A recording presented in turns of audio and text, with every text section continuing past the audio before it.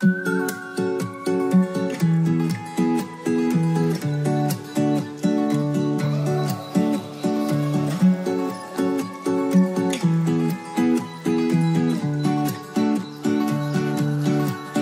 to už 20 rokov, čo na tejto železničnej trati bola osobná doprava zastavená. Napriek tomu kolaje aj stanice stále existujú. Dokonca občas po nich prejde aj nejaký ten vlak. Dnes vás pozývam na výlet po železničnej trati medzi Lužiankami a Zlatými Moravcami.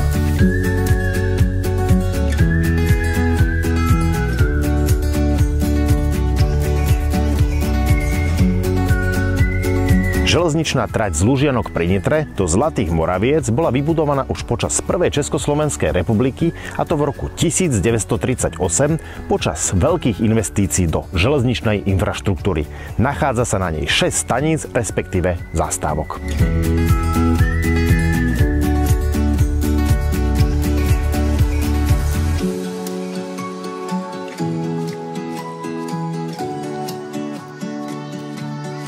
Táto trať bola postavená ručne v roku 1938. Je to jediná trať, čo ja poznám na trati Zlaté Moravce Lužianky. Ani jedno priecestie, všetko je riešené úrovňovými prechodmi. A keď sa začalo vymýšľať, aby sa na tejto trati nič nejazdilo, tak vtedy tu jazdili rýchliky, osobné vlaky, diaľkové nákladné vlaky a manipulačné vlaky. A nakladalo sa vo všetkých staniciach, na Žiranoch vápenka, v Jelenci drevo, v Slažanoch drevo, v Moravciach šrot aj drevo. A teraz, čo máme z toho? Iba spomienky.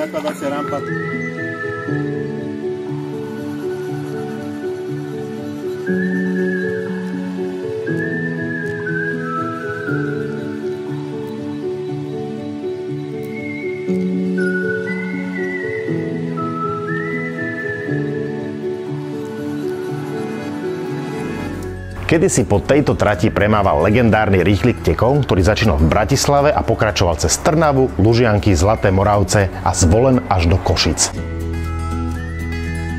Osobná doprava na tejto trati bola ukončená v roku 2003, kedy na Slovensku zaniklo množstvo regionálnych železničných tratí. Už nikdy nebola obnovená.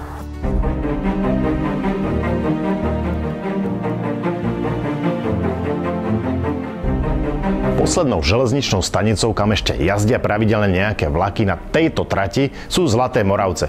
Dnes už však žiadne rýchliky sem nejazdia, len osobné vlaky. Aj to len 4 denne.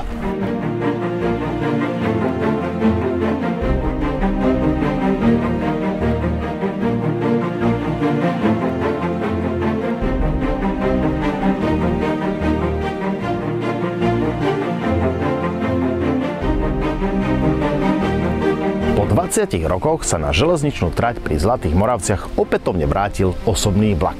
Pri príležitosti 175. výročia príchodu prvého vlaku na územie Slovenska a 85.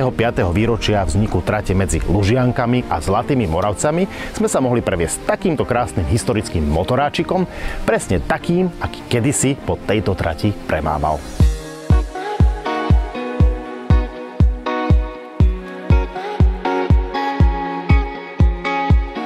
Tak ahoj, já jsem Bernard Izard a já společně se svým týmem Retrotrain pořádáme speciální akce tady na Slovensku i v Česku u nás a naším cílem je tak trošku obnovit zaostalou situaci této železnice, jak na Slovensku, tak i v Česku, protože nám není úplně jedno, jak to tady doslova nefunguje, tak většinou několikrát do roka pořádáme větší i menší akce, záleží podle situace, podle délky tratě, podle termínu, ale chceme určitě to trošku popohnat dopředu, protože vidíme, že ten stav je trošku žalostný.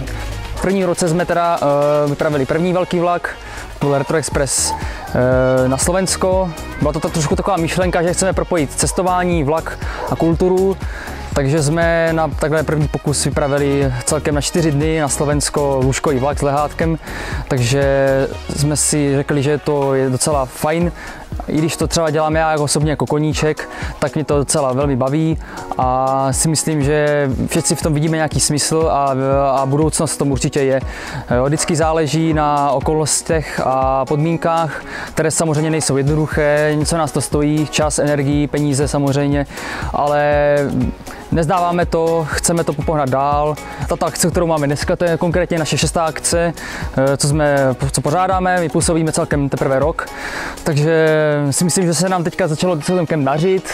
Máme tady přímo postavený vlak, takže akce myslím, že zatím je na výbornou, lidé jsou spokojení, počasí vyšlo výborně, světlo taky všecko, provozní podmínky nám hrají do karet, takže si myslím, že zatím úspěch je a já doufám, že to tak půjde dále.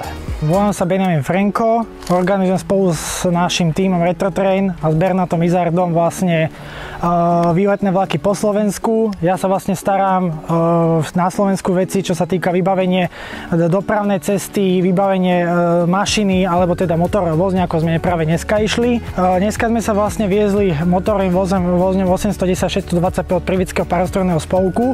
Keďže tam vlastne jedná sa o tú dopravnú cestu, je to kopec vlastne zdĺhavých hodín vybaviť to, jednak cez kontakty, čo sa týka Železničného múzeum Slovenskej republiky alebo iného dopravcu. Potom vlastne treba zistiť stav trate, aký je.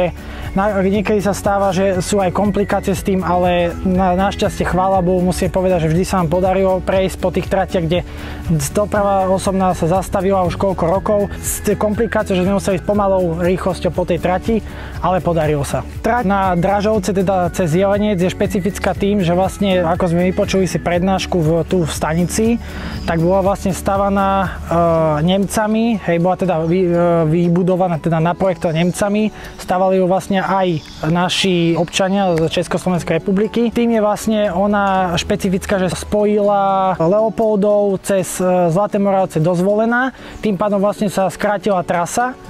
Je špecifická aj v tom, že vlastne není tam na nej ani jeden prejazd, čiže v tom aj, že musela sa stavať na násypoch, dosť ťažkých terénoch, mosty, takže v tomto by som asi povedal, že je náročná. Trať priebežne udržiavajú zamestnanci Železníc Slovenskej republiky. Aj napriek tomu, že po nej nejazdia osobné vlaky, trať udržiavame, kosíme trávu popri trati, pretože ako správca infraštruktúry zabezpečujeme priecestia pre prejazd motorových vozidiel.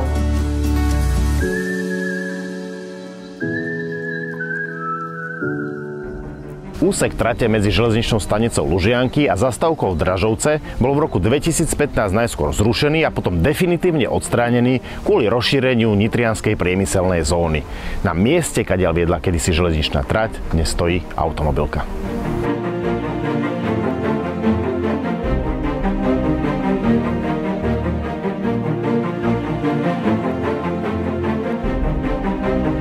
Žiaľ, posledné 10 ročia železničná doprava na Slovensku prehráva súboj s dopravou automobilovou. A to aj napriek tomu, že železničná doprava je kapacitnejšia, ekologickejšia aj efektívnejšia.